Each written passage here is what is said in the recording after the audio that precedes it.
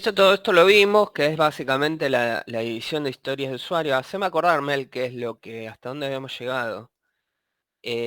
Vimos esta, que es la forma, digamos, de escribir las cards, la forma de escribir la user stories.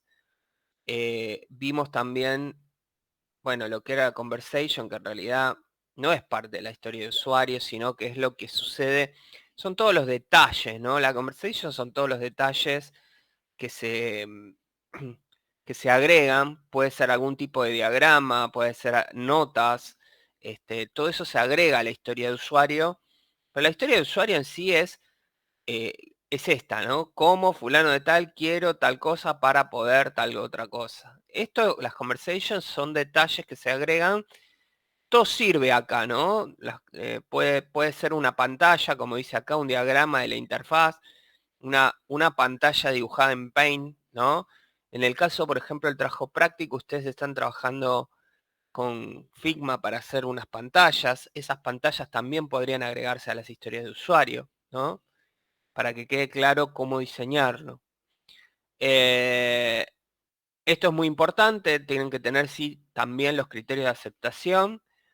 Esto acuérdense que qué es lo que lo va a probar el tester, en definitiva, o cómo va a probar el tester esa historia de usuario.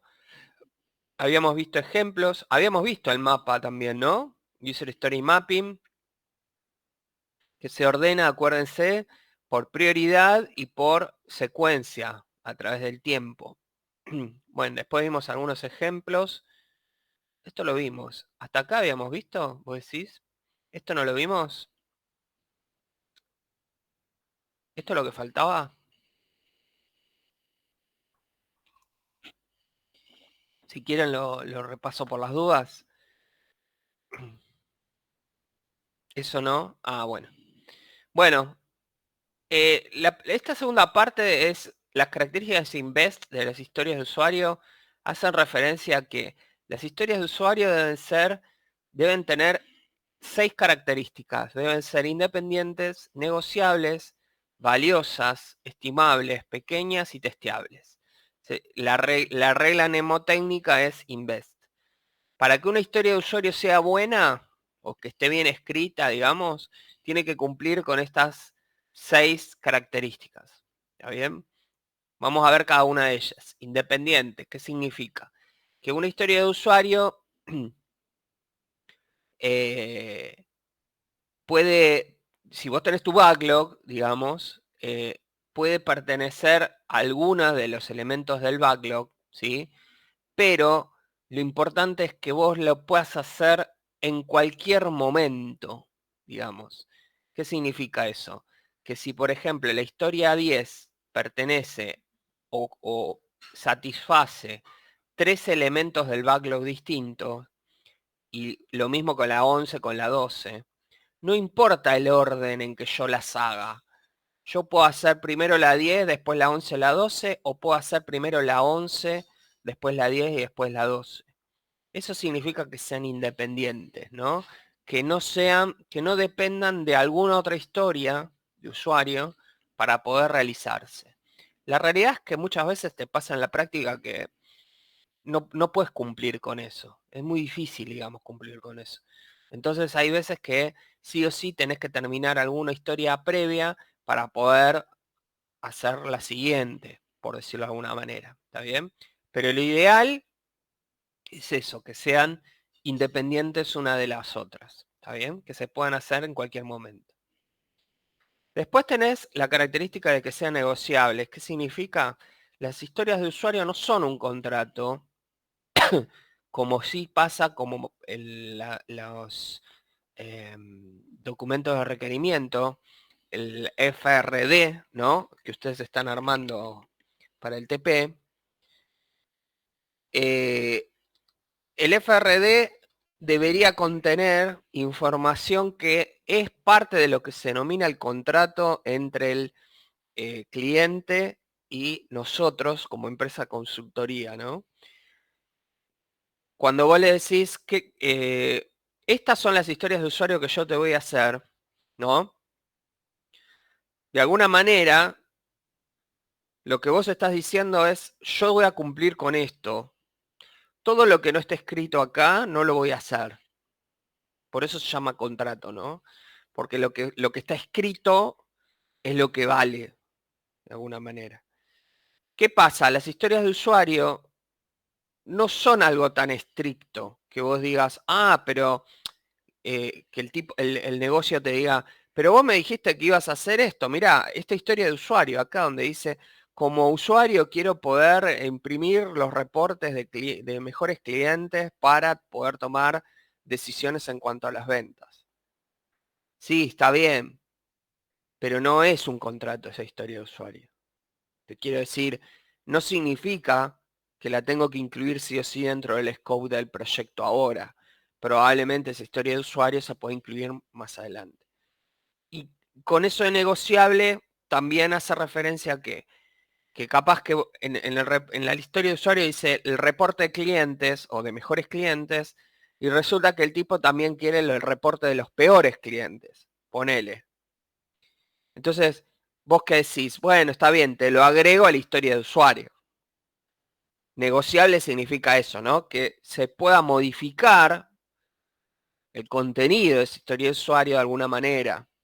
Y eso tiene que ver, chicos, también con la metodología Scrum y todo lo que hablamos, ¿no? ¿Cuál era el objetivo de la metodología Scrum? A ver, ¿quién lo puede escribir en el chat?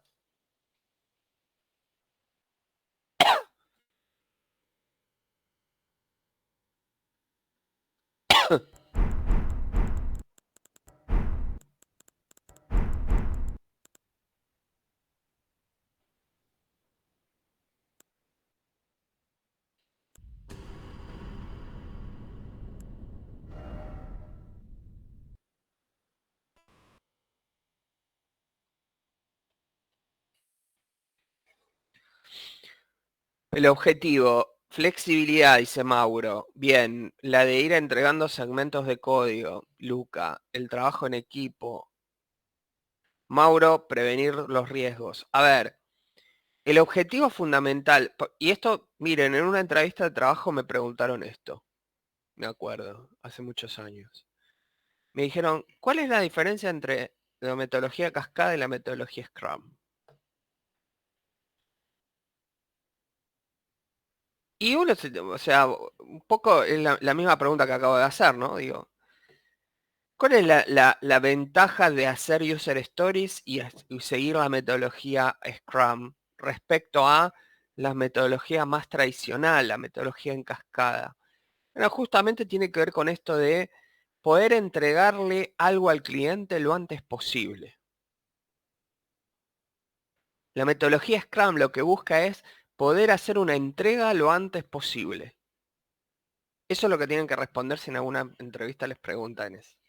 En cambio, en la metodología cascada, el cliente va a recibir un producto, va a recibir una parte del producto luego de haber pasado por muchas fases anteriores.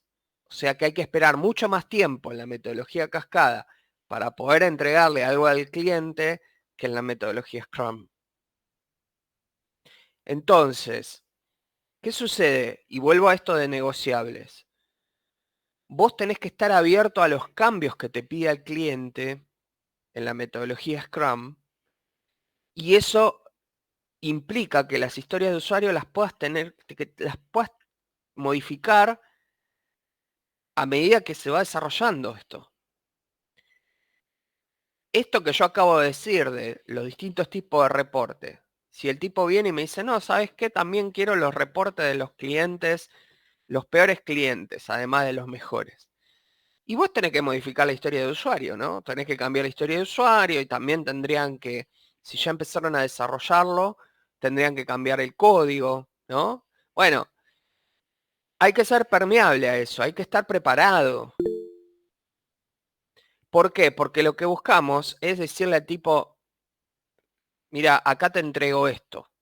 Capaz que de esa historia de usuario vos la modificaste, ¿no? Y decís, mira, te agrego los peores clientes, pero te saco esto otro. ¿Me sigue? Porque para poder agregarte los mejores clientes en la próxima entrega, ¿no? te tengo que poder sacar otra cosa. No todo se puede hacer, esa es la realidad, ¿no? O sea, creo que acá el otro día había mencionado el tema de el triángulo de negociación, ¿no? Cuando te cambian el alcance de un proyecto, vos tenés dos opciones. O te dan más plata para hacerlo, cuando te cambian el alcance a nivel de que te agrandan el alcance el proyecto, ¿no? Las opciones son o te dan más plata o te dan más tiempo. Algo tenés que cambiar, digamos, ¿no? Por eso a veces me pasa incluso en reuniones de mis equipos, ¿no? Donde laburo yo, que muchas veces todos aceptan los cambios que pide el cliente, sobre todo los managers, dicen, a toque sí le dicen al cliente, ¿viste? Para no quedar mal con el cliente. Sí, pero vas a tener que cambiar el calendario, hermano. Me vas a tener que dar más tiempo. Si vos querés que hagamos más cosas, nosotros las podemos hacer. Pero o me da más tiempo o me pones más gente. Poner más gente significa poner más guita en el proyecto, ¿no?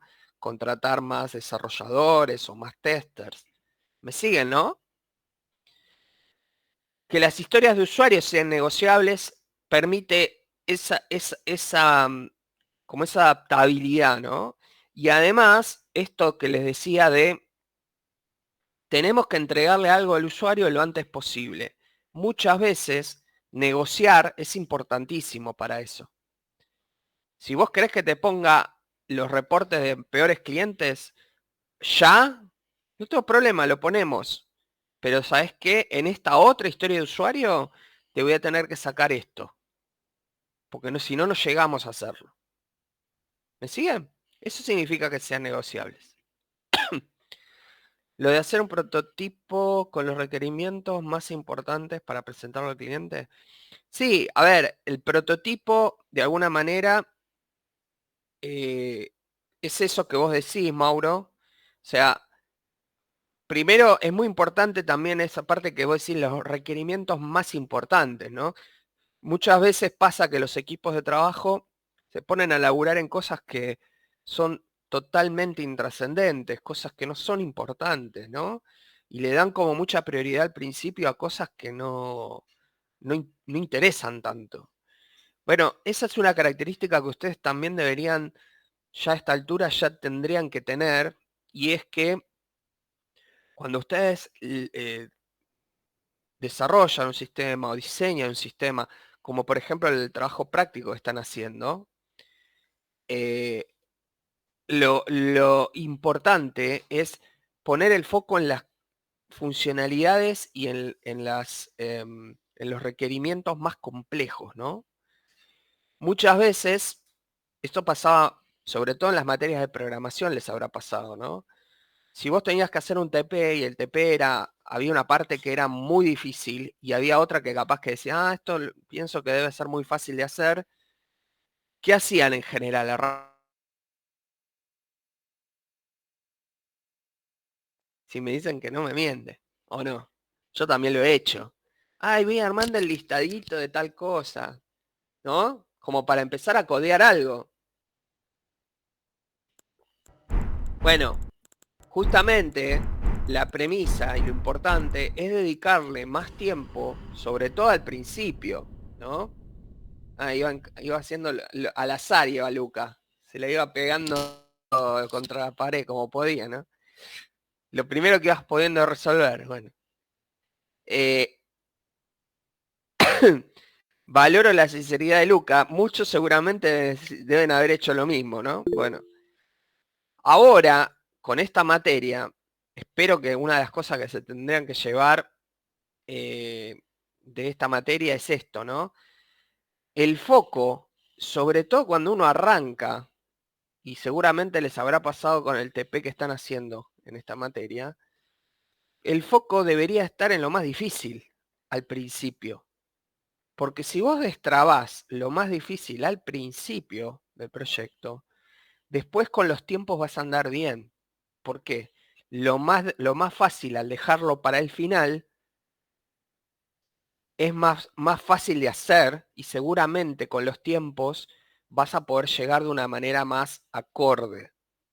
Si vos dejás lo más difícil para el final, es muy probable que cuando tengas el deadline, cuando tengas que entregar el proyecto, estés todavía resolviendo esas funcionalidades más complicadas. ¿Me siguen? Mi recomendación siempre es detectar cuál es el requerimiento más importante, como decía ahí Mauro. ¿Cuál es el requerimiento más como el núcleo del sistema, si se quiere, más complejo?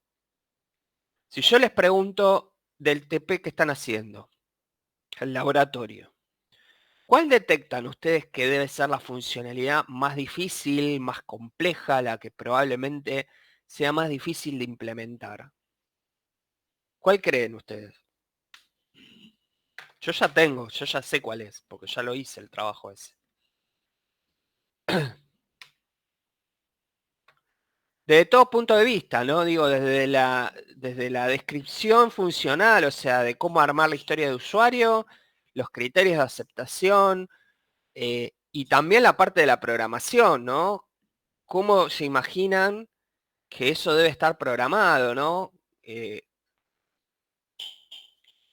¿Cómo interactúan los diferentes tipos de usuarios entre sí? Dice Ignacio. ¿Qué más? No, esa no es la más difícil. La administración. Sí, las tareas de administración en cuanto a la parametrización del sistema, decís, Cristian.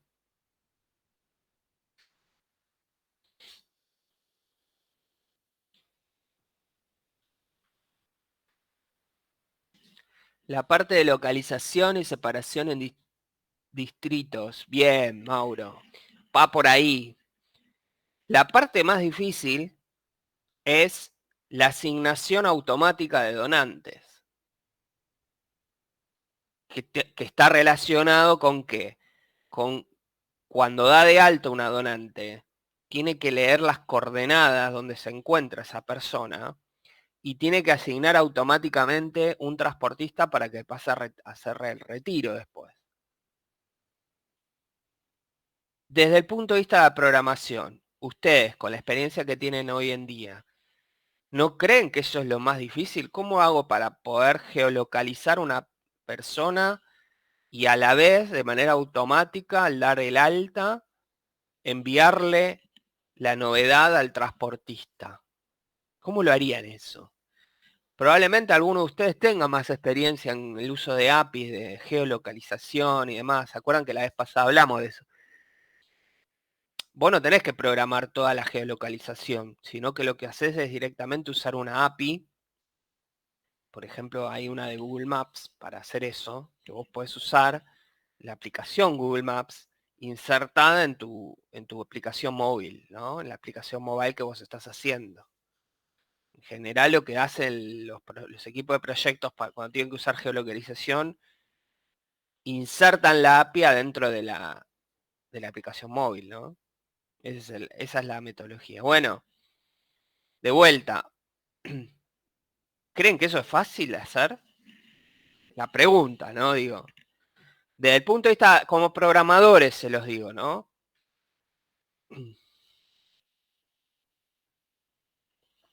Si fuera el transportista más cercano al domicilio no sería tan difícil. Claro, el tema es que eso, existen ¿cómo es que se le llaman? Los polígonos de recolección, ¿no? Entonces, habría que como hacer dibujos en el mapa y decir, este polígono es del transportista 1. Entonces, si caes dentro de ese polígono, la donante cae dentro de ese polígono, bueno, le tiene que tocar al transportista 1, ¿no? Bueno, esa es la parte más difícil. También dividir bueno, eso es una metodología que siempre tienen que usar, Chris. Dividir el problema en problemas más pequeños. Es que, es más, esa historia de usuario, que seguramente la habrán considerado en el TP, como donante quiero dar de alta a un perdón, como visitadora quiero dar de alta un donante, a una donante, para que se permita hacer la recolección, ¿no? Y después tendrán otra que es como, como visitadora quiero asignar automáticamente a la donante, que se da de alta, para asignar automáticamente un transportista para realizar la recolección, o algo así, ¿no? Probablemente esa historia de usuario tenga varias partes, parte 1, parte 2, o, como habíamos dicho acá, más atrás, ¿cómo puedo darle detalle a una historia de usuario? ¿Se acuerdan? Mediante las que.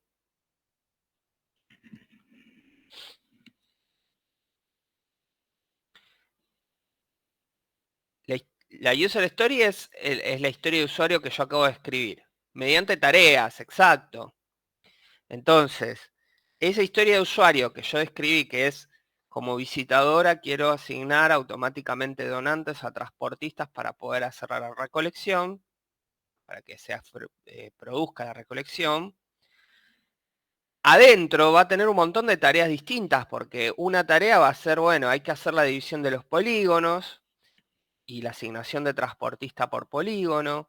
Otra de las tareas que vas a tener ahí es la, el desarrollo de la geolocalización o la adaptación de la aplicación móvil a la API de geolocalización, ¿no?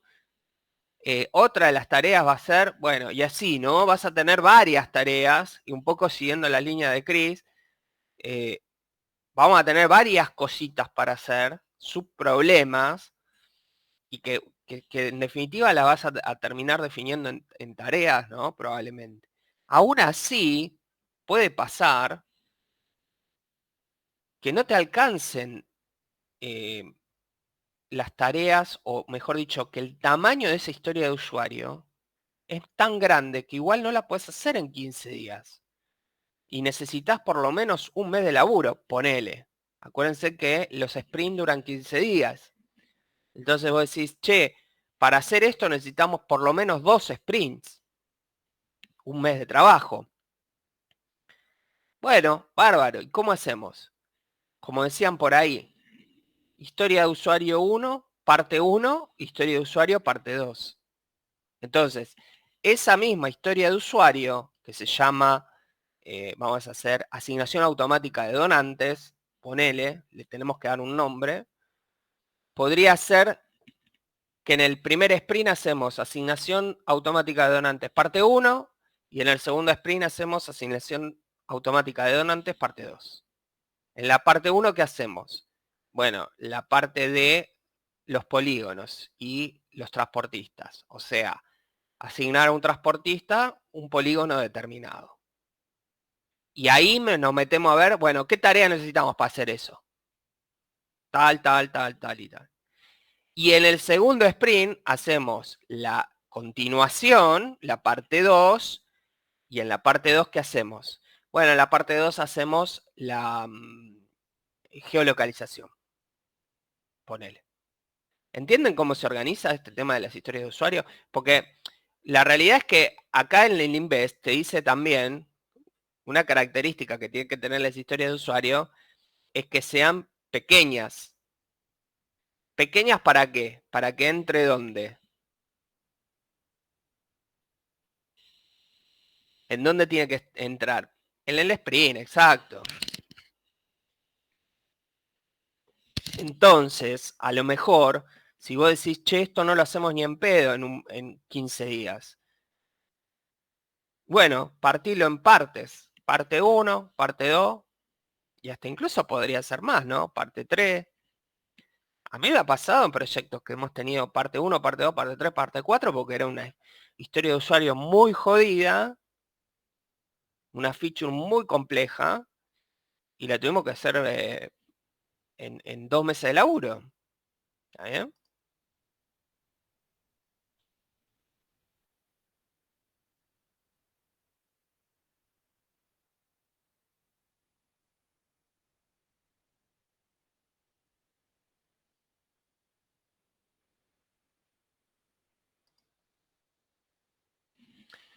¿Estamos bien?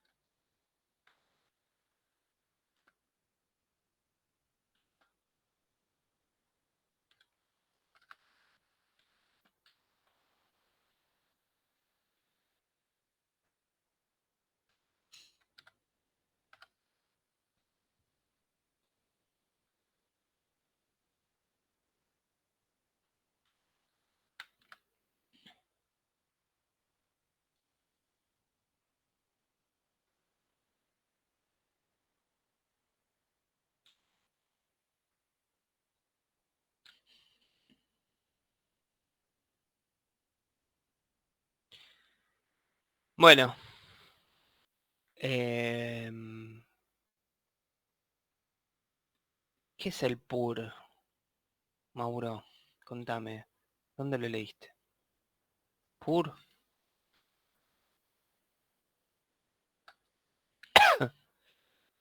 Está en...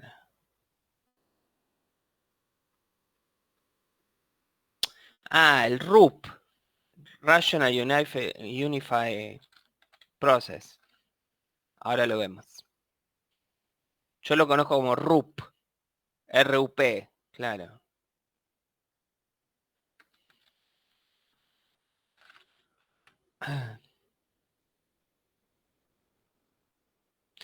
Bueno, ahora si querés lo repasamos. Termino de explicar esta parte. Entonces, ¿qué más? Las historias de usuario deben ser valiosas. Todas las historias del backlog deben ser valiosas desde el punto de vista del product owner, es decir, deben agregar valor, ¿no? Debe tener un valor agregado a la historia de usuario. Eso significa eh, que nada, que la historia de usuario tiene que sumarle valor al usuario, porque si no, ni siquiera debería estar contemplada como historia de usuario. ¿Me siguen, no? Eso es valiosa. Estimable, que debe ser estimable por el equipo que las va a diseñar, implementar y testear. Esto es, el equipo de desarrollo, o los programadores y los testers, deberían leer una historia de usuario y deberían hacerse a la idea de cuánto tiempo les va a llevar a hacerlo. Esto que decíamos recién, ¿no? El Product Owner necesita también el tamaño de una historia de usuario para determinar su prioridad en el backlog. Y el equipo de desarrollo puede determinar por el tamaño de una historia si es necesario un refinamiento o degradación de la misma. Esto que yo decía recién eh, es partir una historia de usuario, ¿no? En varias y demás. ¿Qué más? Las historias deben tener el tamaño correcto, pequeñas para cuando planeamos trabajar con ellas. ¿En qué ceremonia se planea lo que se va a hacer dentro de un sprint? ¿Cómo se llamaba la ceremonia de Scrum?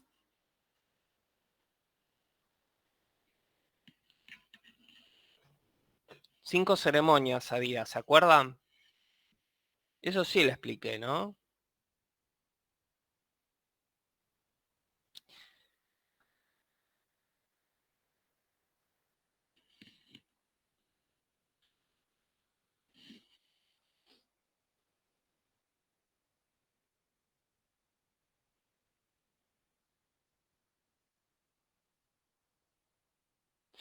¿Cuáles son las ceremonias de Scrum?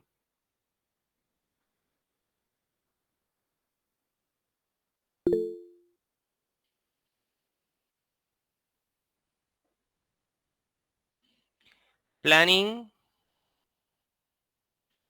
¿Cuál otra? Cuando hablamos de ceremonia hablamos de las reuniones, ¿no? las reuniones que deberíamos organizar dentro del equipo del proyecto para llevar adelante el proyecto. La daily, la planning, ¿cuál más? Sprint review. Me faltan dos.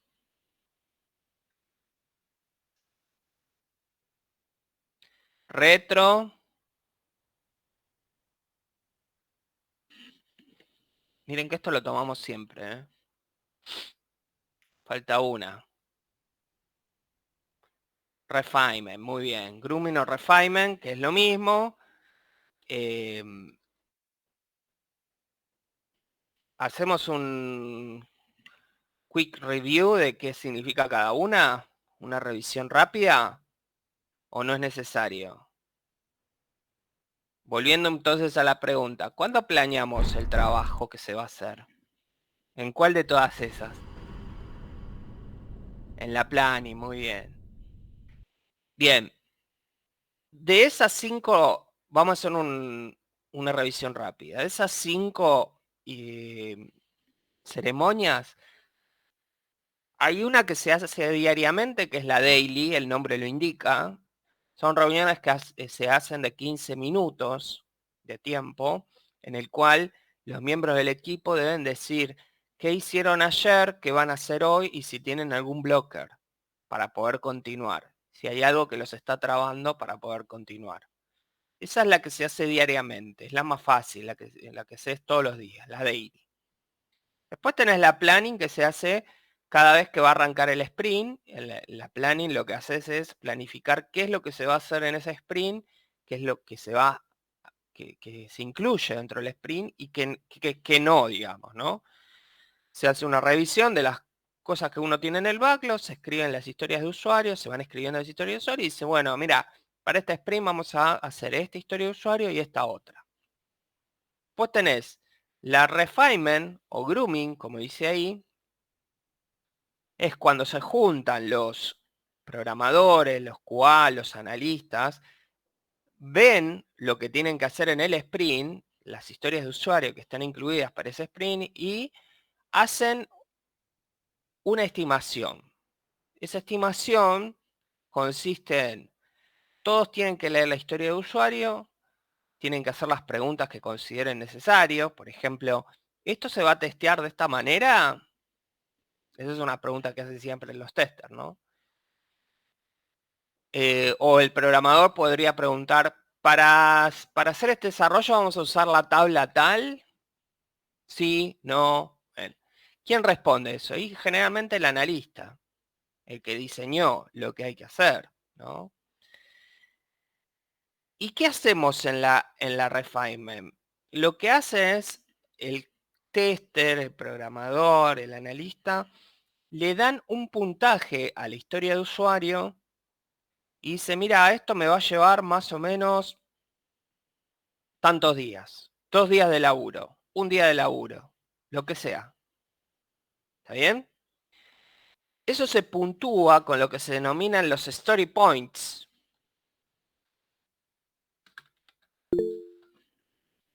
O puntos de historia, ¿no? Entonces, lo lindo de la refinement es que se utilizan en general alguna herramienta, como por ejemplo el Poker Planning. Si quieren, pueden buscarlo.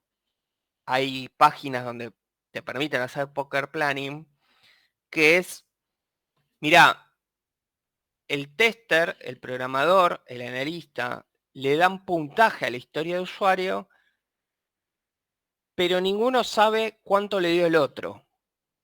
El Poker Planning es eso, ¿no? Es como todos entran a una misma página, que son las páginas que permiten hacer el Poker Planning, y te asignan cartas con los valores de las historias de los story points, digamos, ¿no?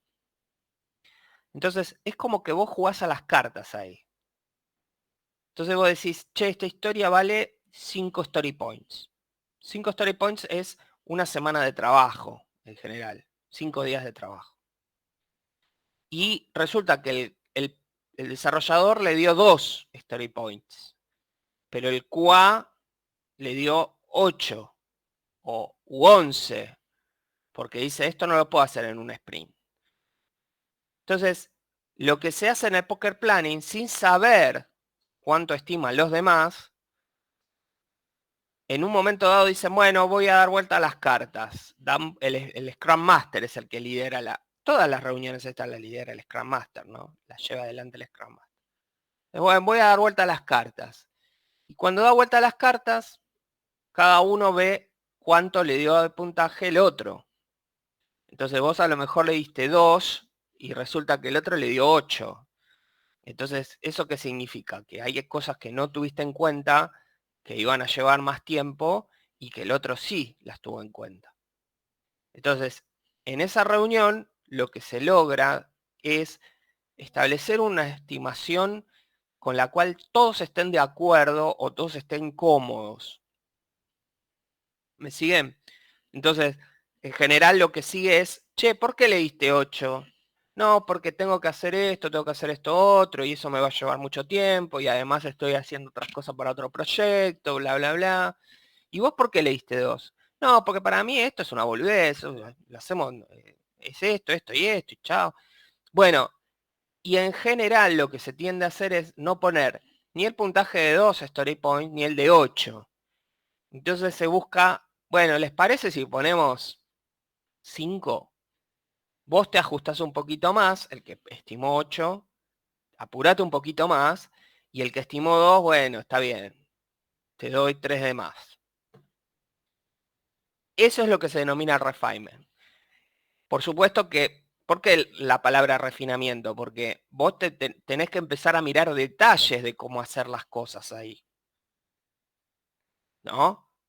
Si yo hablo, por ejemplo, de esta historia que hablamos recién, como visitadora quiero dar de alta donantes de manera automática mediante geolocalización para asignar transportistas de manera automática, ¿no? Bueno, hay muchos que seguramente de ustedes en una refinement dirían, loco, esos son 11, 12, 13 story points, más de un sprint de laburo. Bueno, a ver, veamos el detalle, ¿no? Y eso se produce en el refinement. ¿Por qué leíste 13? No, porque tengo que hacer esto otro, hay que hacer esto otro. En general, el que más detalle tiene de todas esas cuestiones es el programador. Pero no hay que perder de vista la opinión de los QA, por ejemplo, porque a veces programar algo es muy sencillo, pero probarlo es muy complejo o es muy largo el testing que hay que hacer. Entonces, a lo mejor tenés una restricción en cuanto al tester y el tester te dice, no, está bien que vos los programes en 1 hora, pero a mí esto me lleva 5 días para poder probarlo. ¿Está bien? Eso se hace en la refinement. ¿Me siguen, che? Me quedan 2, ¿no? Para repasar.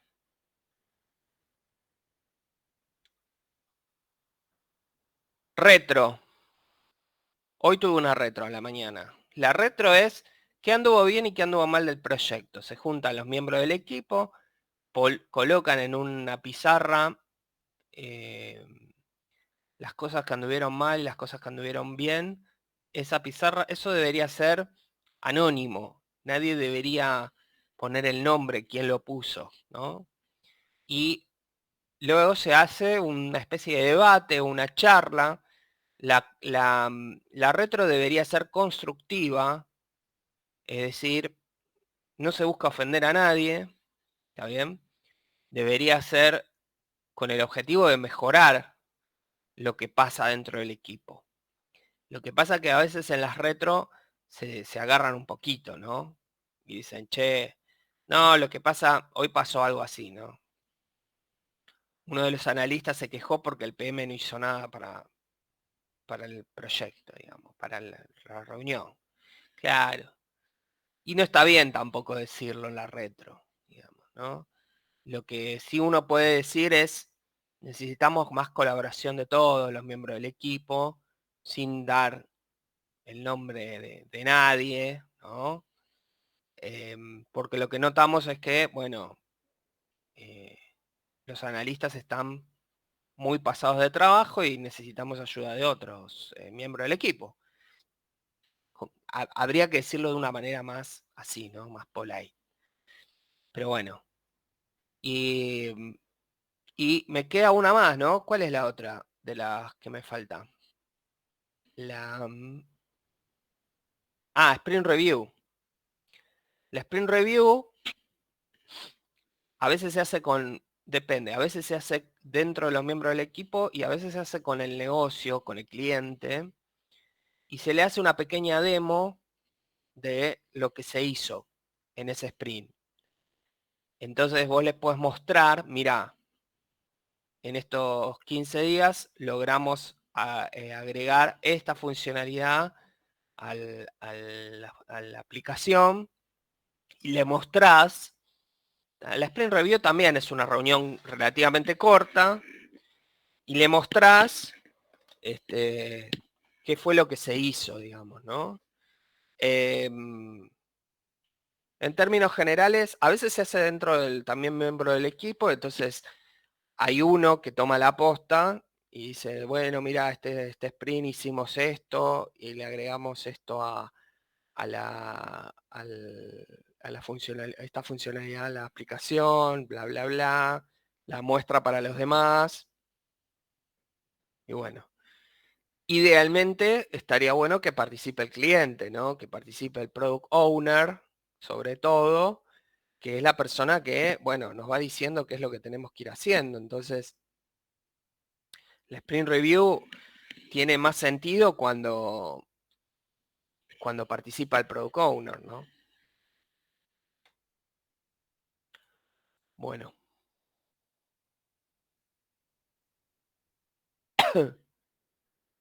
¿Está bien? Esas son las 5 ceremonias. ¿Qué más faltaba? Bueno. ¿Alguna pregunta de eso? La Sprint Review, la Refinement, la Planning y la Retro son cada 15 días. O sea, algunas se hacen a principio del sprint, como la Planning, y algunas al final, como la Retro, la Sprint Review. Y después tenés la Daily, que se hace todos los días. ¿Sí?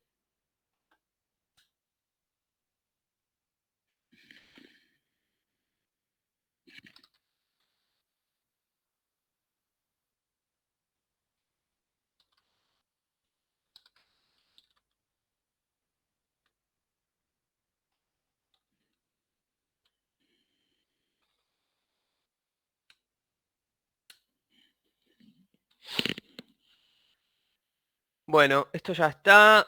Testeable significa que las historias pasan, o bien pasan o bien fallan. Hay que escribirlas con esos términos.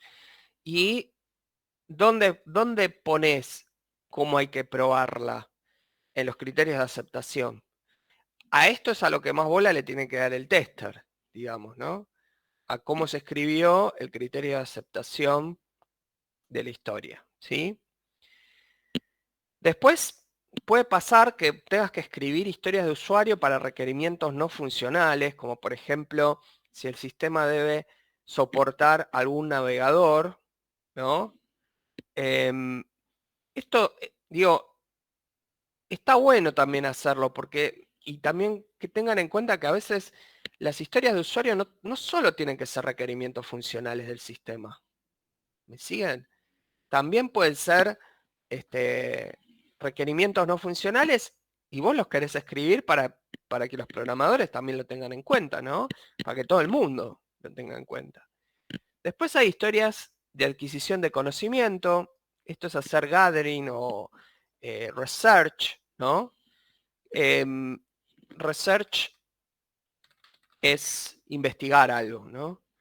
Muchas veces pasa que en un equipo, en una empresa, hoy te toca un proyecto donde estás programando en C++ y mañana te toca un proyecto donde programas en Java y pasado te toca uno donde tenés que programar en C# o en Python, qué sé yo. Entonces, en general, lo que sucede es que hay que dedicarle tiempo a aprender las tecnologías que tenés que usar para el proyecto. Recién nosotros hablamos de la API de geolocalización.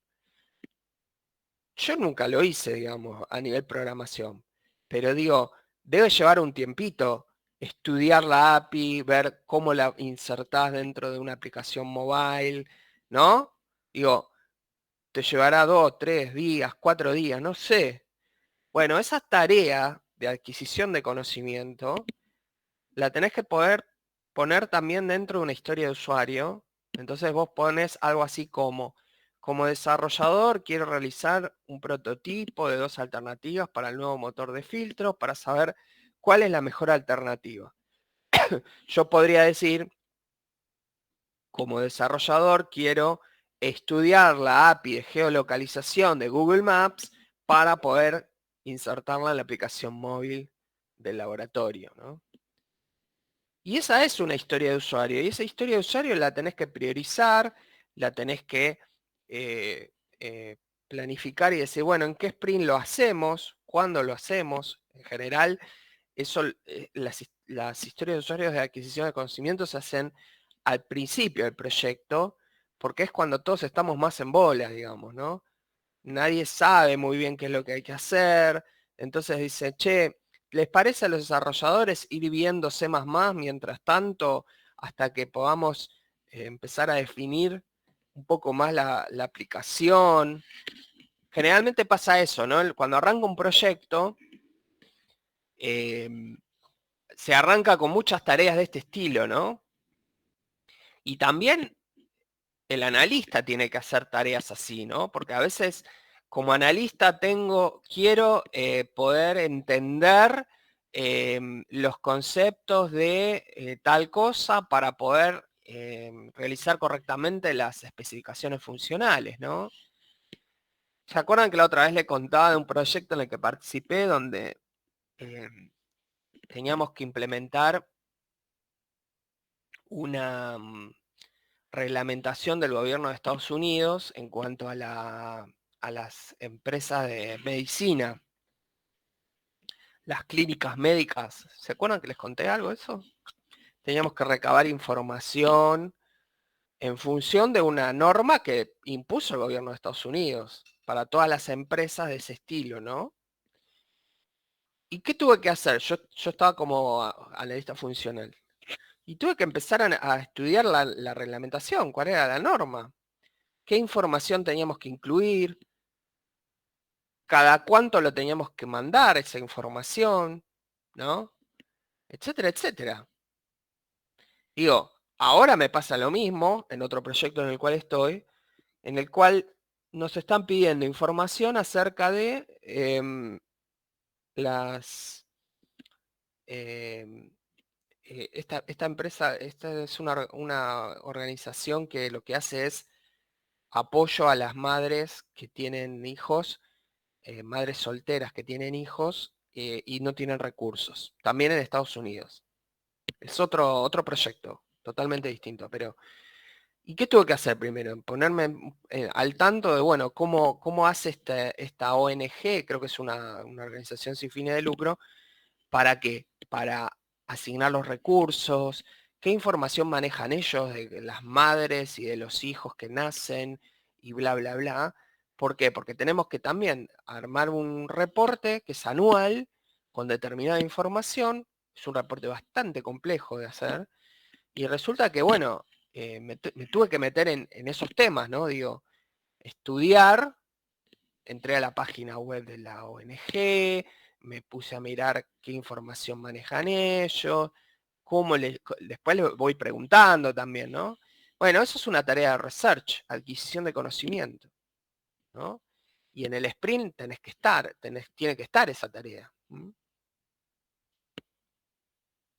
¿Cuánto tiempo tomó? Y a mí me tomó por lo menos sí, las primeras 2 semanas. Hace un mes que estoy con este proyecto. Las primeras 2 semanas fueron así de ver dónde estaba parado, digamos, ¿no? Eh, y después un sprint completo. Y después todavía sigo igual investigando, pero ya no lo tengo como una tarea exclusiva, ¿no? No lo tengo como única historia de usuario. Pero bueno, cada negocio es un mundo distinto. Yo lo que creo Y esto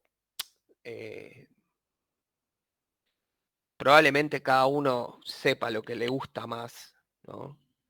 Quiero decir, al momento de elegir un rol en un proyecto.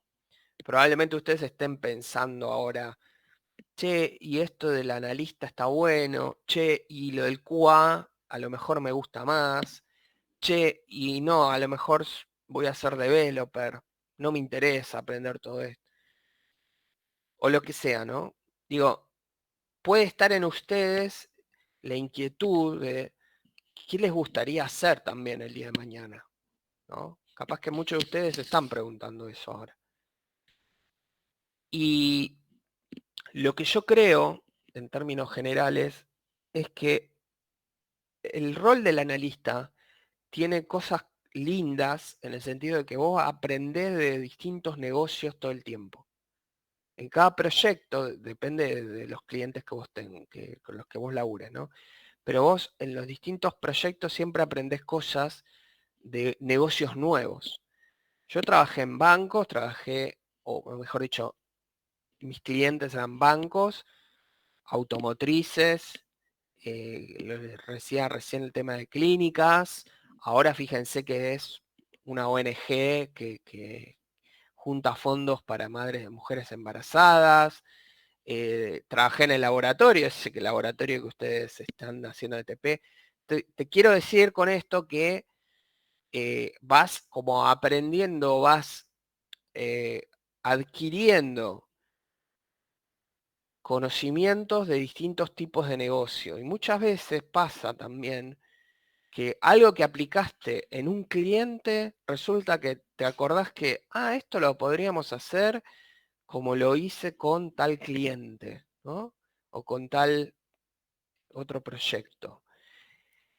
Y eso es lo que creo que más nos nutre a nosotros en el rol que tenemos, ¿no? Como que al hacer todo el tiempo también cosas distintas, estás investigando cosas nuevas, te estás metiendo, también conoces más un montón de gente del negocio, te toca trabajar con gente en distintos países, porque en general los proyectos, todos los proyectos en los cuales estuve involucrado son globales, entonces trabajo con gente de otros países.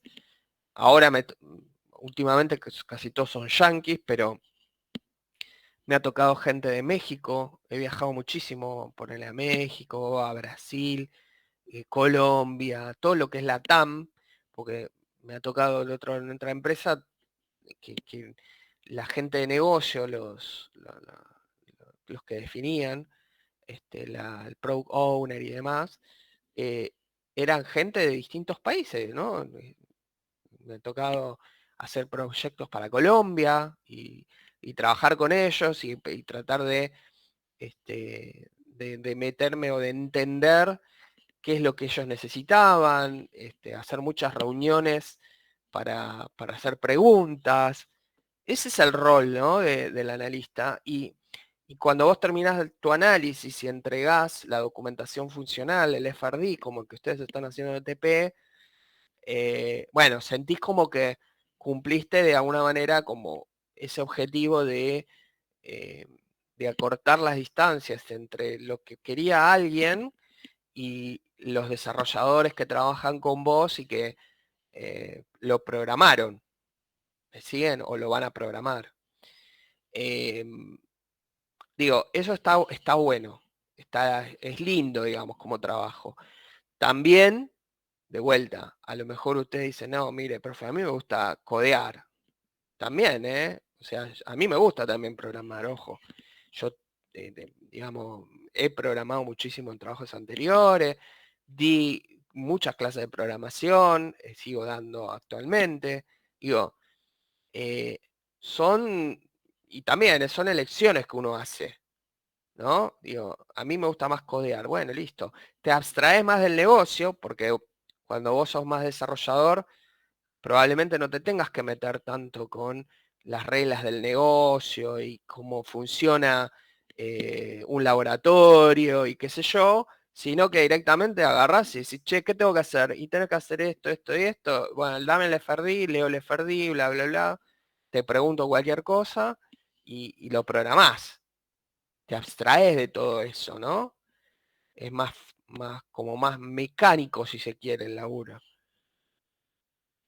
Hay gente que le gusta más eso, y hay gente que también le gusta el testing, ¿no?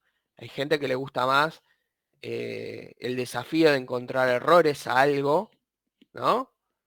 Y bueno, sobre todo, en el caso, vamos a empezar a hablar de testing a partir de la semana que viene, no de la otra. Sobre todo, si sabes programar y querés dedicarte al testing, es un plus muy importante que sepas programar, porque vos cuando testeás algo, vos ya sabés dónde pudo haberse mandado la Nivel de pata carga el bajo. programador, Cargar, por favor. ¿no? Cuando estás probando algo, vos ya sabés qué pudo haber pasado en la cabeza del programador cuando lo hizo. Entonces, lo vas a probar de manera más incisiva, si se quiere, ¿no? Y hay mucha gente que se está abocando mucho a eso. El testing es un rol que creció muchísimo en estos últimos años. Sobre todo, creo que está más relacionado al hecho de que no hay buenos desarrolladores en general. Y si los programadores no son buenos, vas a tener más bugs, más defectos, ¿no? Entonces, los equipos necesitan poner más testers para que les encuentren esos defectos, ¿no? Entonces, también digo, hay mucha gente que se dedicó al testing y ha hecho carrera en eso, ¿no? Te puede ir muy bien también haciendo testing. Te quiero decir que hay mucho laburo de eso. Bueno, ¿estamos hasta acá? Sigo.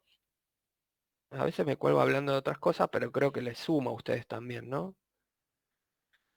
Em,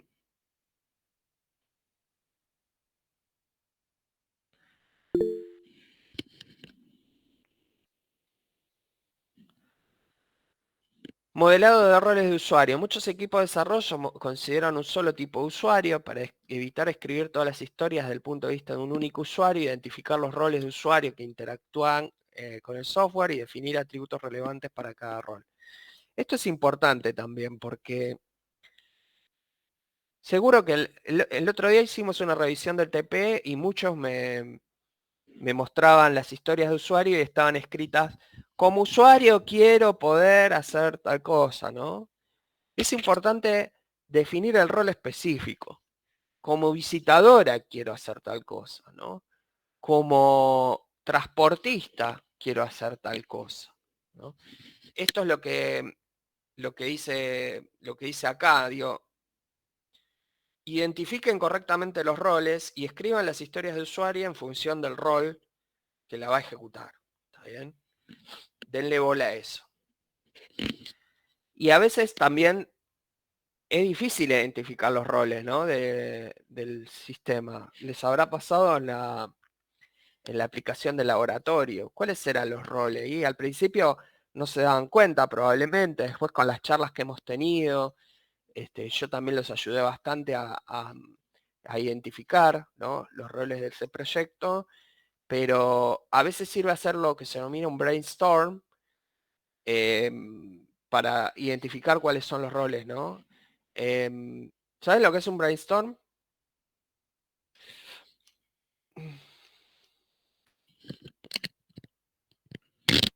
Claro. Se juntan varias personas y dicen, bueno, vamos a hacer un brainstorm sobre los roles de usuario. Para vos, Tomás, ¿qué roles de usuario considerarías dentro del proyecto del laboratorio?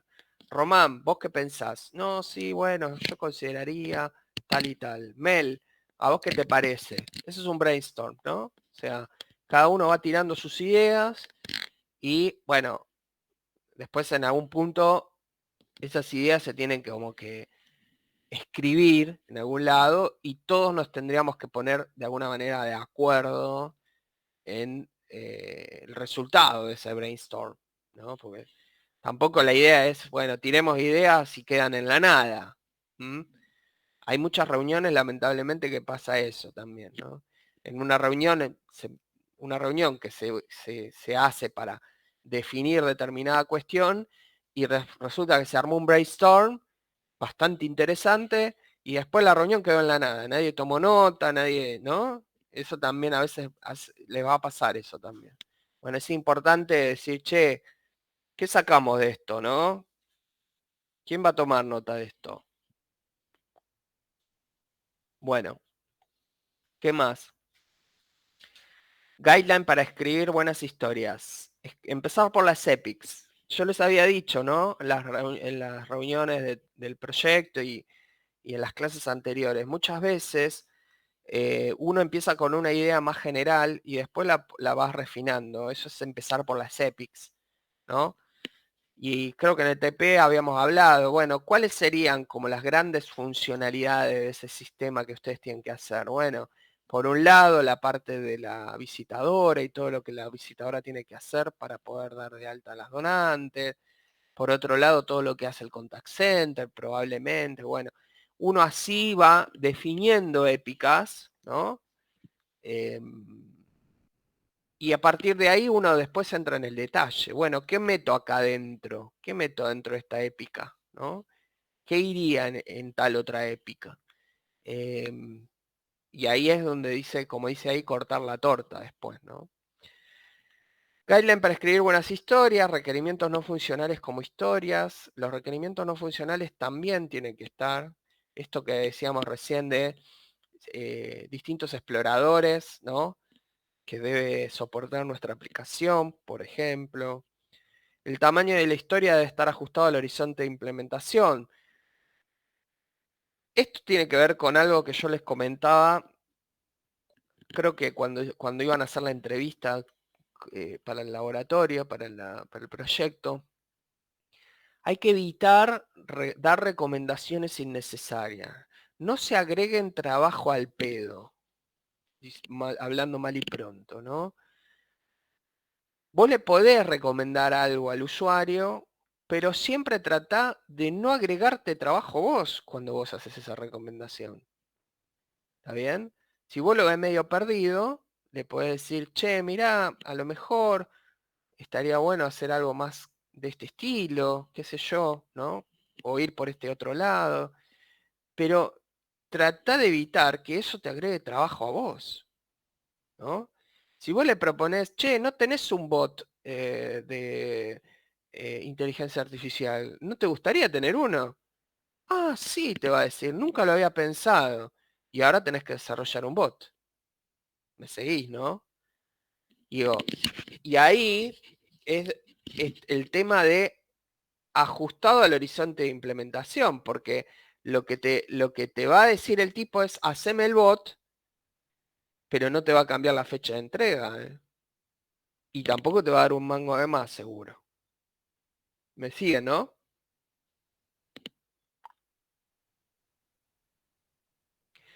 Dejar la interfaz de usuario afuera mientras sea posible. No piensen en las pantallas, excepto que te ayude a definir las historias de usuario.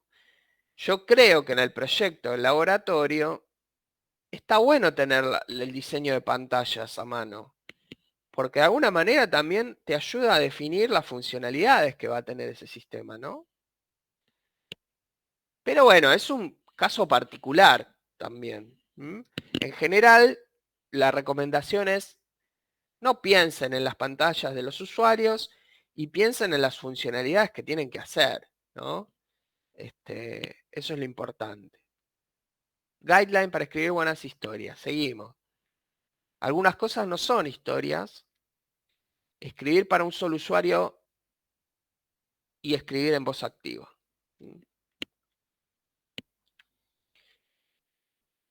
Escribe el cliente.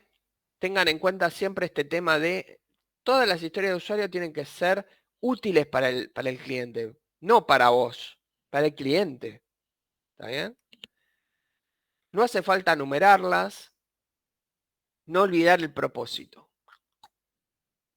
Yo, para el laboratorio, por ejemplo, hice historias de usuario y le puse un número a cada una pero no con el objetivo de que tenemos que hacer esta primero, esta segunda, esta tercera, esta cuarta. Eso es lo que yo les decía hoy temprano, ¿no? Tienen que ser independientes, no tiene que haber un orden en la creación de las historias de usuario, ¿no?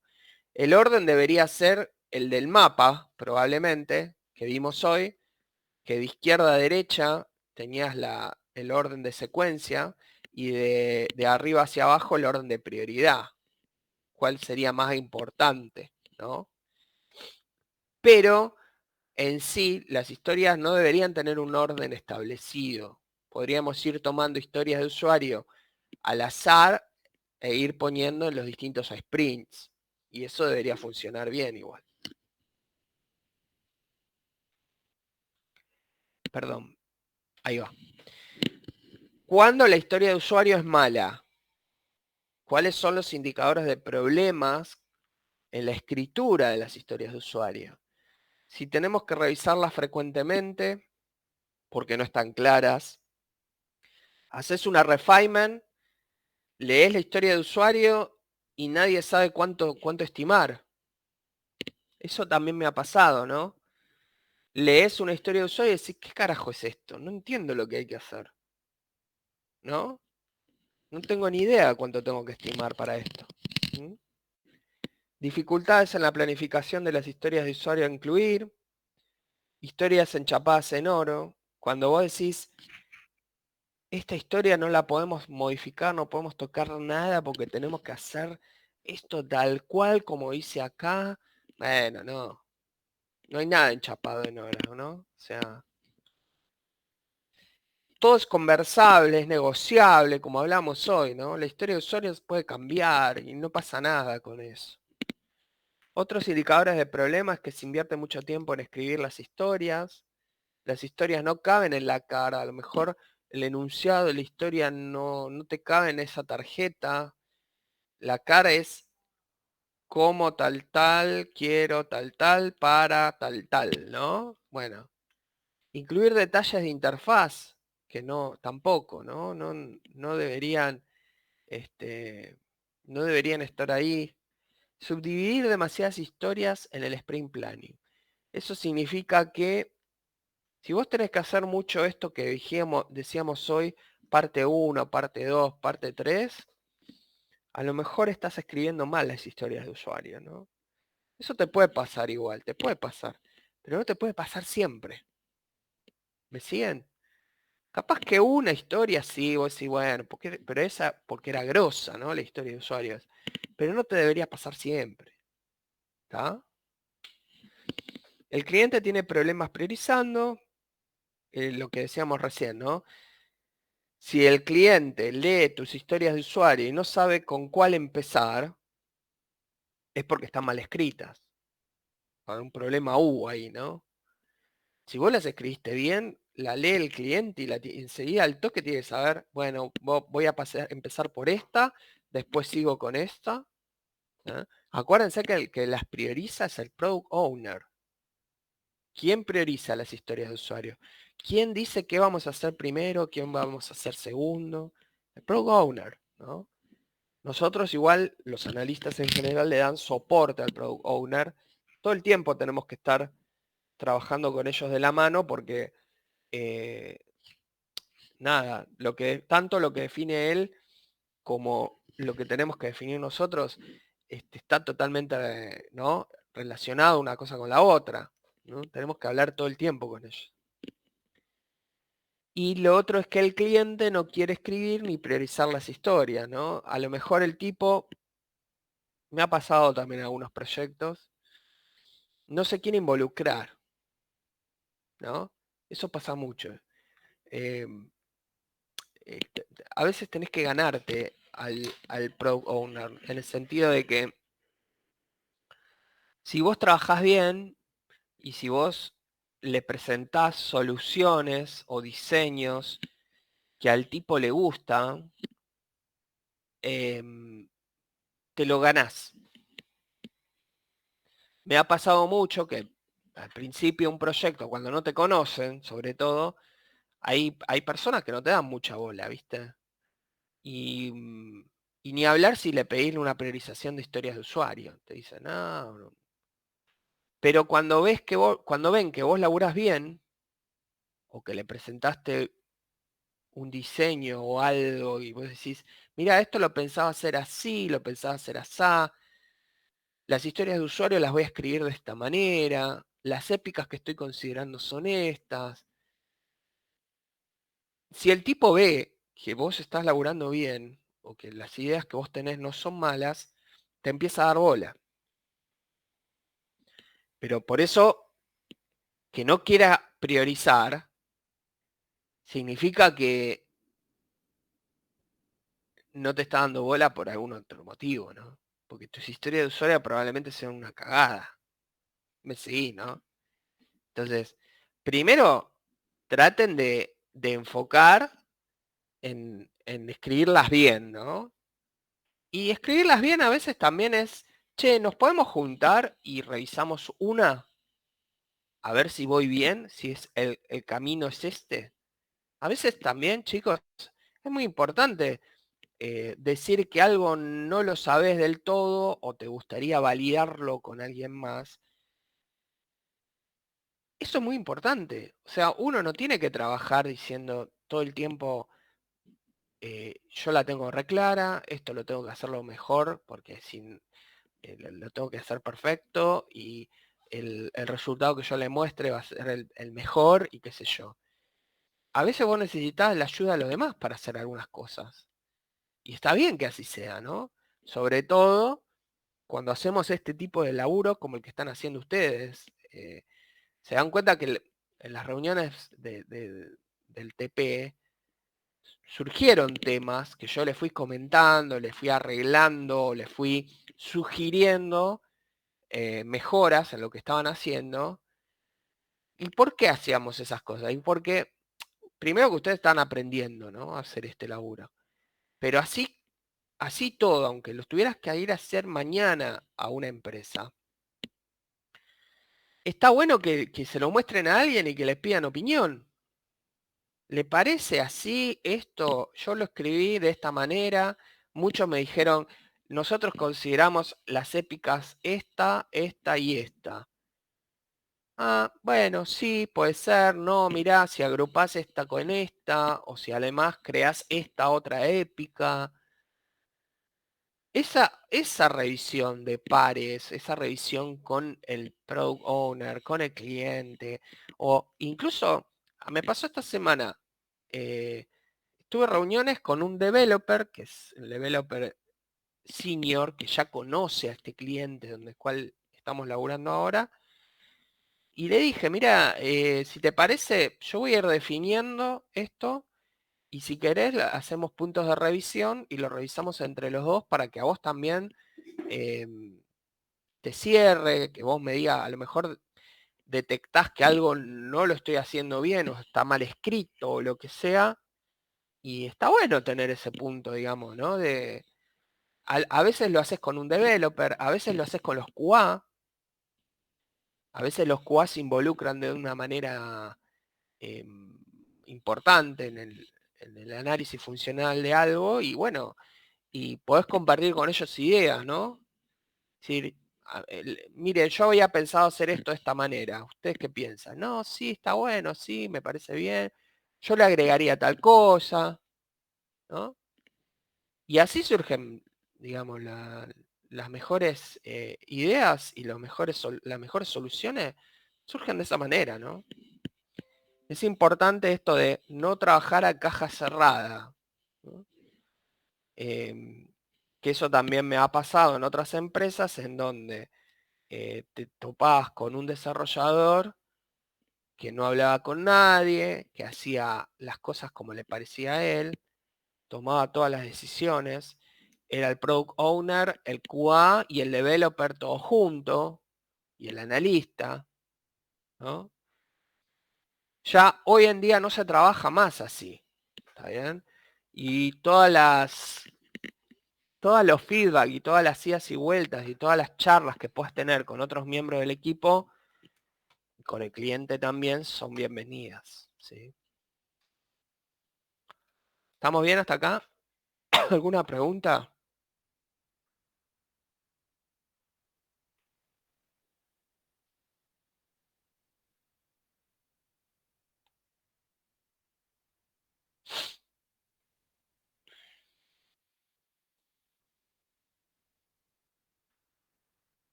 Bueno.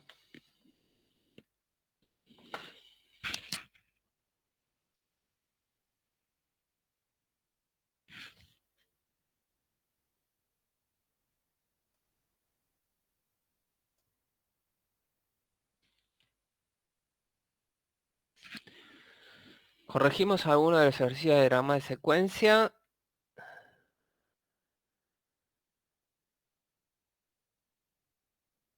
Nos queda ver diagramas de estado y diagramas de actividad, que lo vemos la semana próxima. Después del parcial hay clase. Vamos a hacer una sesión de consultas de TP, así que aprovechen también si quieren llevar algo que consultar del TP. Y quiero explicar algo de diagramas de actividad, diagramas de estado, perdón. Corrijo los ejercicios de diagrama de secuencia.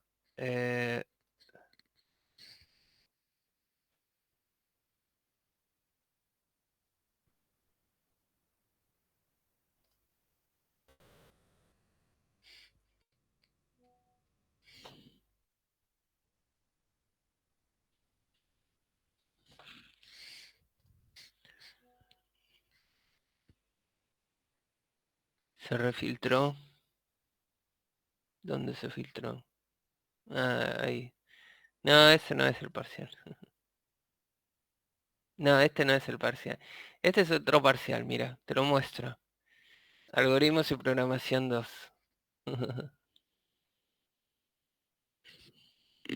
Si quieres se los puedo tomar también. Es en C++ ese.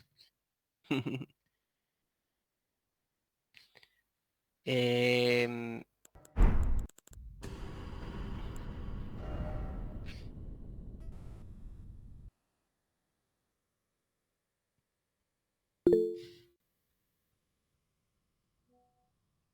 mm.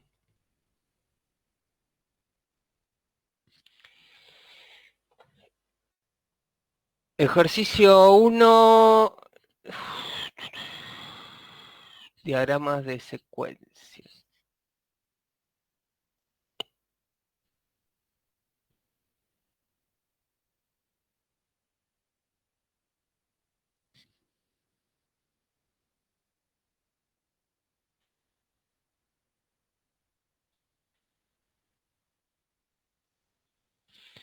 Este, ¿no? Modelar las iteraciones utilizando diagrama de secuencia. Tenemos una instancia de clase compra online form que representa una pantalla de compras online. Solicita varias veces posiblemente al carrito de compras que se agregue un ítem al carro. Y carrito de compras a su vez por cada pedido solicita a la clase inventario que se reserve el ítem que le solicita. Finalmente, compra online form indica compras checkout que procese la compra del contenido del carrito de compra. Compras checkout debe solicitar el despacho de la orden de inventario, facturar e informar la orden y el despacho a compra online, ¿no? Ese era el enunciado. Y ahí agarré un ejercicio al azar de la solución de este ejercicio.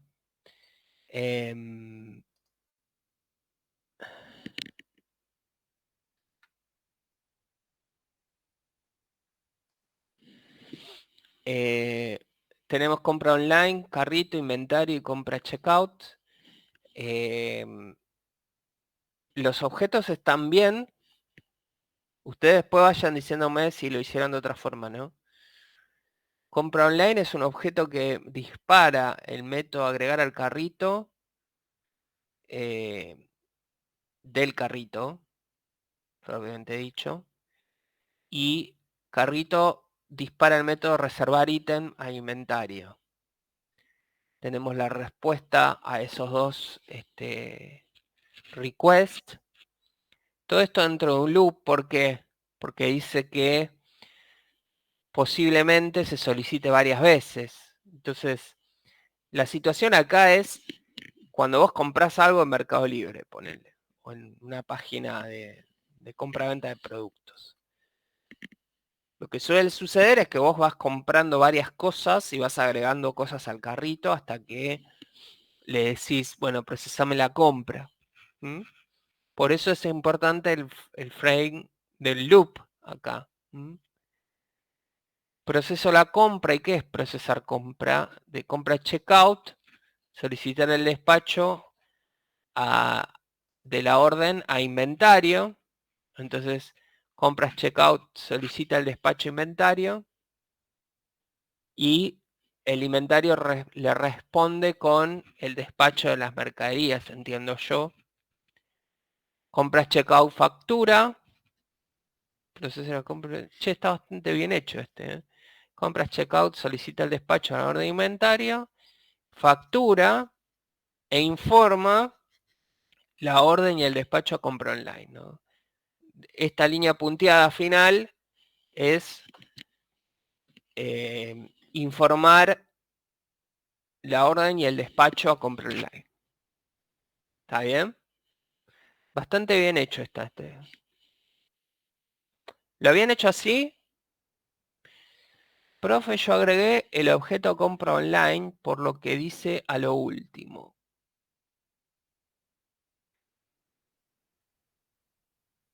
Está bien. Bueno, compra online es compra online form en este caso, ¿no? No es un objeto distinto, digo. Debería ser el mismo.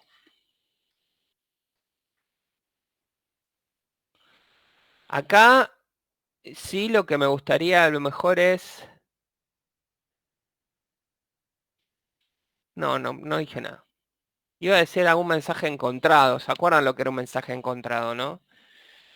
Pero no es necesario porque todo arranca con agregar el carrito, ¿no? El método agregar al carrito es... sí, el método. El mensaje. Es el más importante.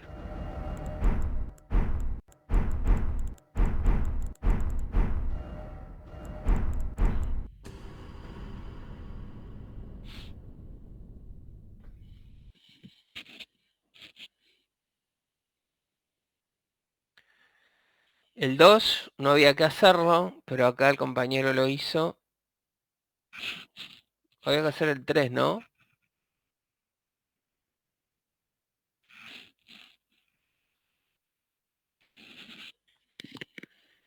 Eh,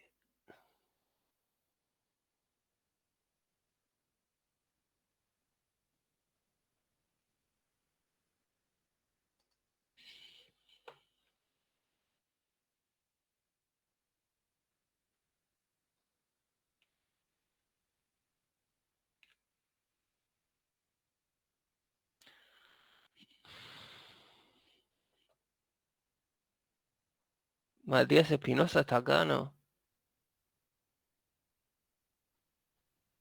Ah, no, porque esto es una entrega vieja. Mauro.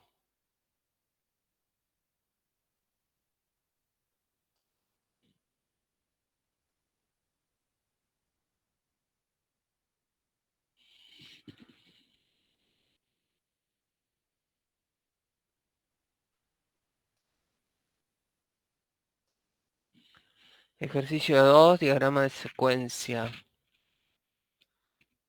¿Se ve ahí? Está medio negro, ¿no? Todo. No entregaste con un color muy copado.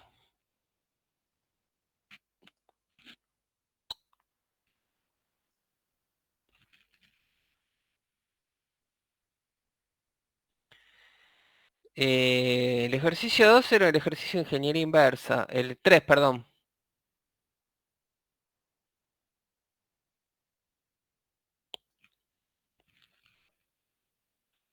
Este era, ¿no? Realizar un diagrama de secuencia que modele el intercambio de mensajes en el siguiente código. Tengo una clase A, una clase B, la clase C, la clase dato y la clase log. Y cada clase va disparando distintos mensajes. Vamos a ponerlo acá a un costado, el enunciado, y ahora lo voy trayendo. Lo primero que hace acá el compañero es clase A, clase B, clase C, clase dato. La clase B dispara el método M2.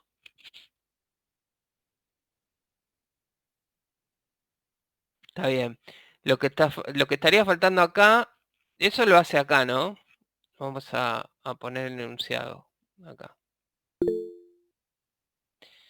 Acá, en esta línea, se crea un objeto tipo B.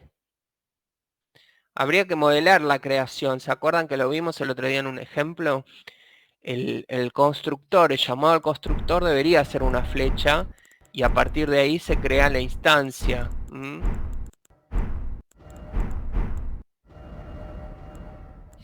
Me parece que le estaría faltando eso. Después se llama a b.m2 y se lo asigna dato. Esta es la llamada de M2. Acá hay que tener cuidado porque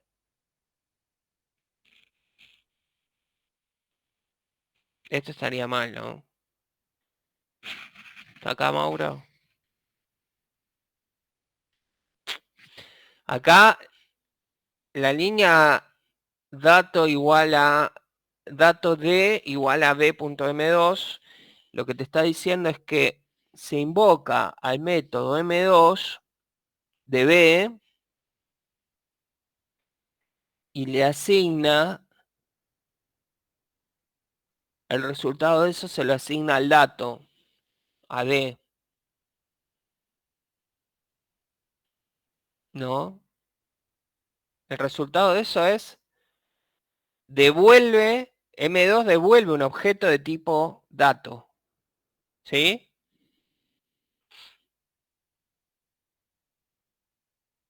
Pero ¿desde dónde se llama el método M2? Es la pregunta.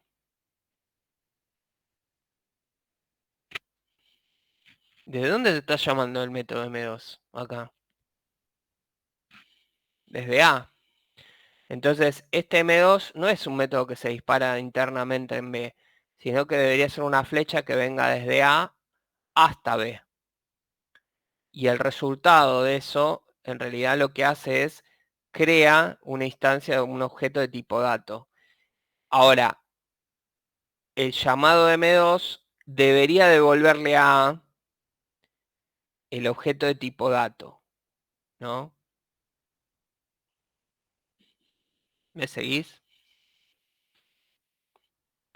Luego se llama al creador de C, entonces desde A hay que llamar a un método constructor de C que crea un nuevo C y ahí entras en un loop y a la vez entras en un alt, frame alt, ¿no?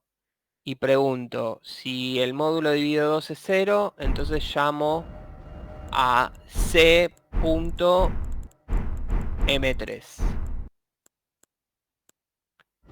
Creo que es lo que quisiste hacer acá. Habría que revisarlo Mauro, ¿eh? ¿Por qué? Porque esta parte de acá del código lo que está diciendo es, mira, desde A llamo a c.m3, o sea, llamo desde a M3, el nombre del mensaje debería ser M3, hasta el objeto C. Y eso lo hago dentro de un frame, es una flecha que va desde acá hasta acá. Y eso lo hago desde un frame loop, como pusiste vos, ¿sí? Y además, dentro del loop, tenés que tener un condicional. Entonces, esa flecha que va desde A hasta C con el nombre M3, porque es el método que disparo, debería estar dentro de un frame alt de condición, y a la vez ese frame alt de condición debería estar dentro de un frame loop, mientras que i sea menor a 100. ¿Me siguen? Hay que revisarlo esto.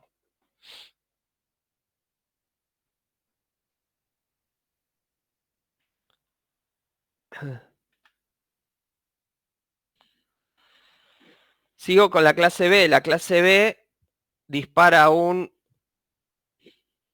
Ah, pará, porque esto es así. M2 en realidad es un método de B que hace todo esto. Entonces, todo esto que tenemos acá debería estar incluido en luego del llamado M2 que hace desde A hasta B. ¿No? Entonces, luego de ese llamado M2, tendríamos que escribir todo esto que está acá.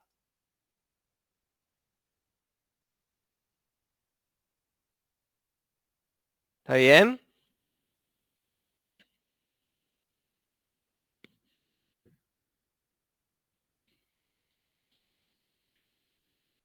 Ahora veo el tuyo, Facundo.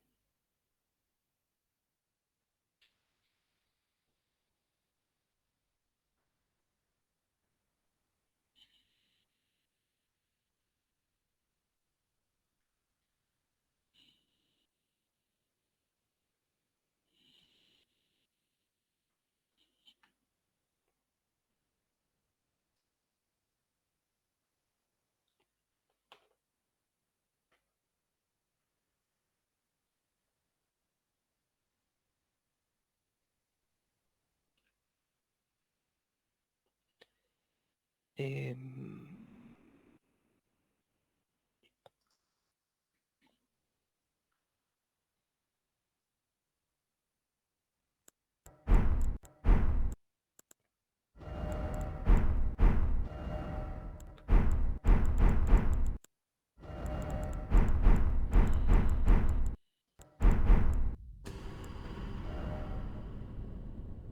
este me gusta un poquito más.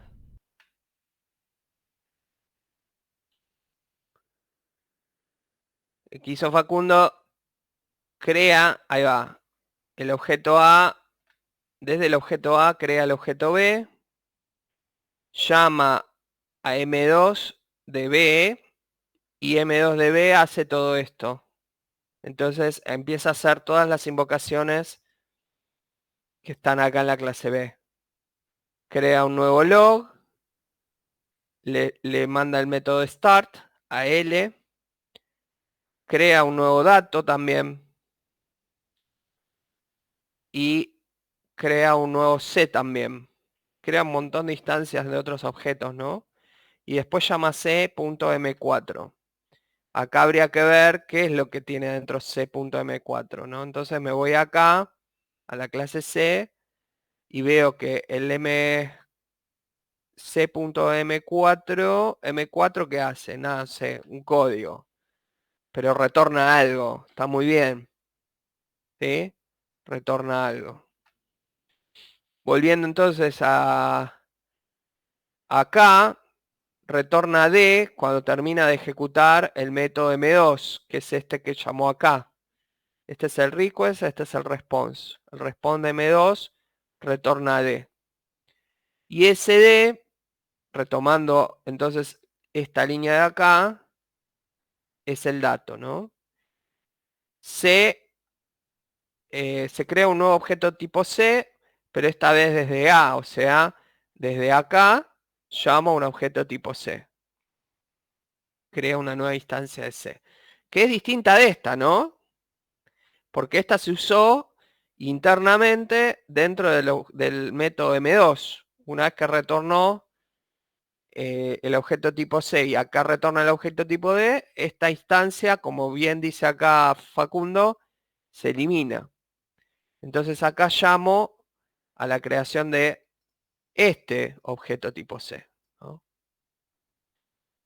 Y ahí entra en lo que decía yo antes. El doble frame, un loop y adentro un alt, en el cual dentro del alt yo pregunto si el módulo es 0, llamo a M3 de C. Entonces, llamo al método M3 del objeto tipo C. Y cuando me voy al detalle, entonces del M3, digo, mira, voy a que haga CC y el que estoy llamando es a este. O sea que internamente M3, ¿qué hace? Hace un switch. Pregunta, si el atributo es 0, 1 o 2, dispara otros métodos distintos. Entonces, un switch, la traducción de un switch, es un nuevo alt, ¿no? El cual pregunto, si el atributo es 0 hago una cosa, si el atributo es 1 hago otra, y si el atributo es 2 hago otro. Esta es la manera de modelar un switch. Pero fíjense que primero dispara M3 al objeto tipo C. Y después, desde el objeto tipo C, le va disparando estos métodos M1, M2, M3. En este caso un objeto tipo D, que es el objeto tipo dato que recibe como parámetro. Entonces yo tengo que dispararlo a la misma instancia de D que yo tenía, ¿no? ¿Está bien? Y bueno, y acá lo que va sucediendo es que cada método va haciendo un return dentro siempre de la estructura del switch, que es esta, ¿no? La del M3. ¿Y qué más pasa acá? Nada más. Retornamos, ¿no? Terminaste acá y haces un return. Está muy bien, Facundo.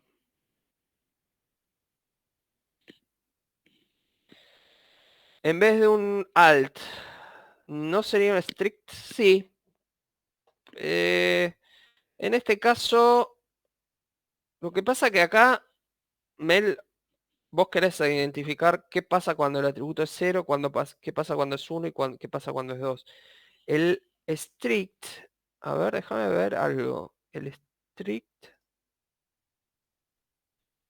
tenía la posibilidad de poner la condición.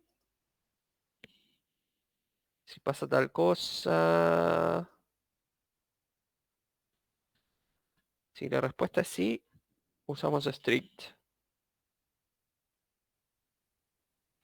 Claro, no. El strict, ¿ves?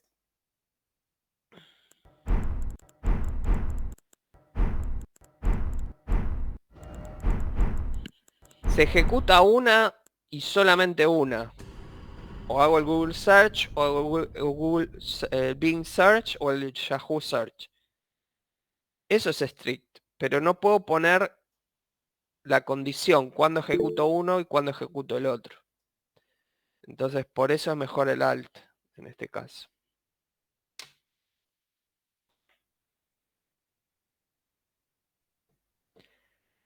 Siempre hay que agregar un return look, aunque no diga nada la flecha. Otra duda, el D que está usando es el que sale de B. El D que está usando no tendría que salir de A. El D que creó y le asignó y le asigno lo que devuelve B. Ya te entendí. Eh, claro, acá decís vos.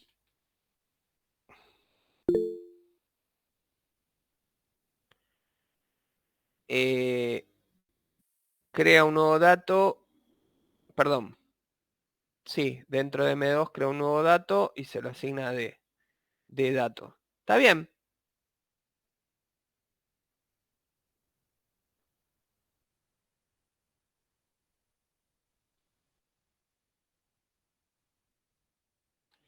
No tendría que salir de A.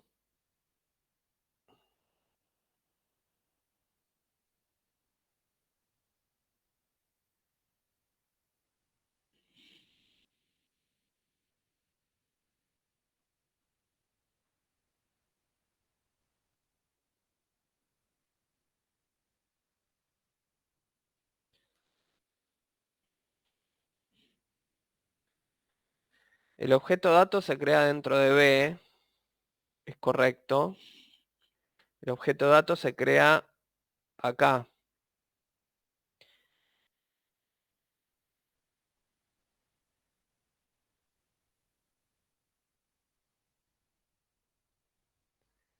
Y vos lo que decís es, debería...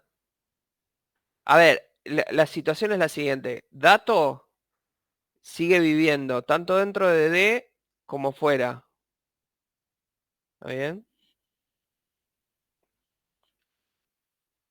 Acá lo que hace es, adentro de B, crea una instancia de dato y lo retorna. ¿No?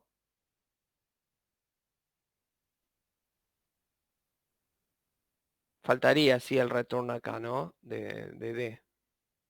Eso es lo que decís vos.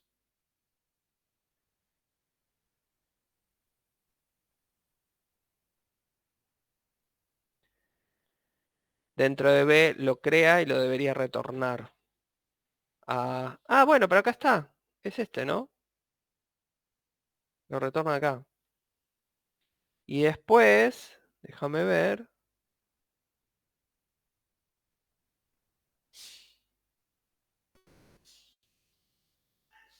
D.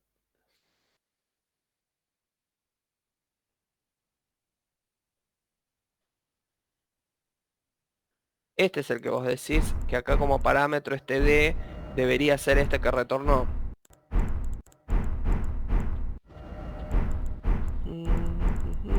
Está bien. Y acá lo hace, ¿no? C.m3D. Vos lo que decís es, ¿debería ser este mismo D de acá? No. Este es el que está dentro de B, como decía Ornella. Este es el que está dentro de B.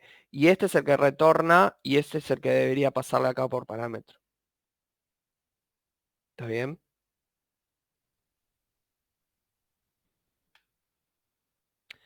Igual, en definitiva, acá dentro del... ¿Cuál era este? El M3. Dentro del método M3 de C, recibe el dato D también, ¿no? Digo, podría manejarlo como dos instancias distintas. Quiero decir, una D por acá y otro cuadrito de este por acá, ¿no? Hacerlo en dos. O en uno como está acá. Está bien, qué sé yo. Está bien así. No hay que complicarlo tanto. A ver, D, C punto.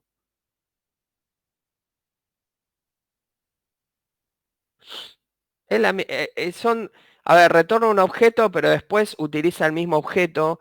No piensen esto como instancia, piénsenlo como el objeto de tipo dato. ¿Está bien? Y en definitiva lo que vos haces acá en M0, M1 y M2 es llamar a un objeto de tipo dato, a un método de tipo dato, ¿no? Del objeto de tipo dato.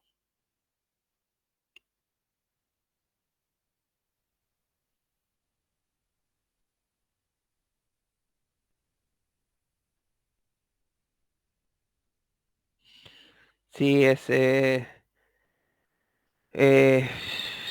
el método de B, ese que sale de A, este sí es el que sale del objeto de B, ¿sí? No sé cómo explicarlo, jaja. Yo puse otro D que salía de A. Bueno.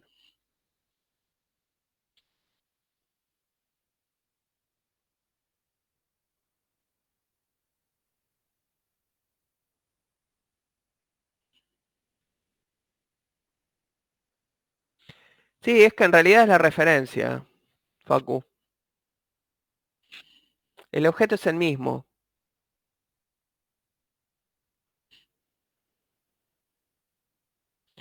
Independientemente del ámbito donde se crea. Vos fijate, vos decís, che, pero este dato se crea dentro de B. Sí, pero lo está retornando, ¿no? Con lo cual, este objeto, o sí, esta instancia de objeto tipo D, sigue viva.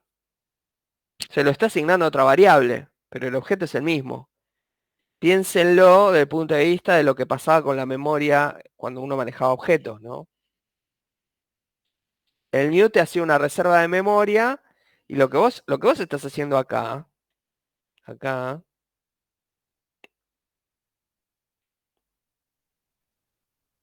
acá, es asignarle a D ese espacio de memoria para objeto de tipo dato, ¿no? Es lo que decía Facundo, la referencia.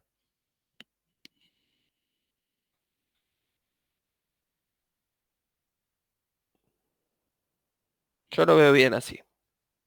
Porque acá él está diciendo, bueno, acá retorno el objeto de tipo D y después en esta llamada se lo manda como parámetro.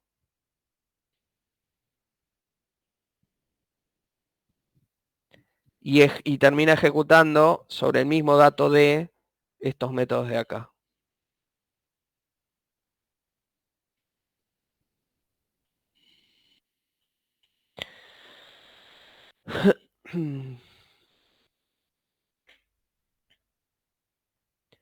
Bueno, ¿dudas? Les dejo un ejercicio más. Es el 2, así terminan todo diagrama de secuencia.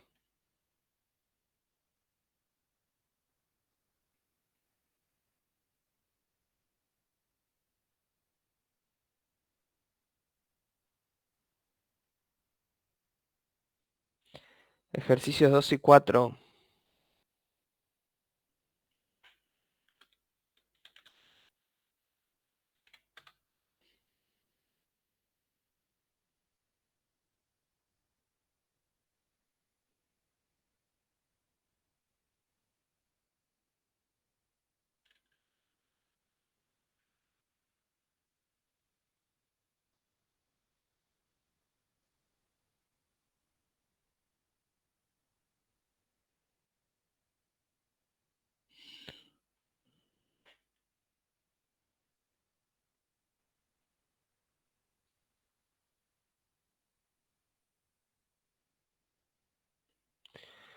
El 2 es el de microondas. Hay que modelar la interacción entre un usuario y un horno microondas. Y las operaciones son cocinar, emitir microondas y rotar bandeja. Y el 4 es, dadas las siguientes clases con sus correspondientes métodos y descripciones, crear el diagrama de secuencia que muestre el intercambio de mensajes entre las mismas para registrar en un sitio y para loguearse, siendo un usuario registrado. Y bueno, lo que tenemos que hacer acá es ordenar estos métodos. Acá tenemos los métodos. Tendríamos que hacer el diagrama de secuencia que utilice estos métodos, por supuesto, en la secuencia y en el orden adecuado, ¿no?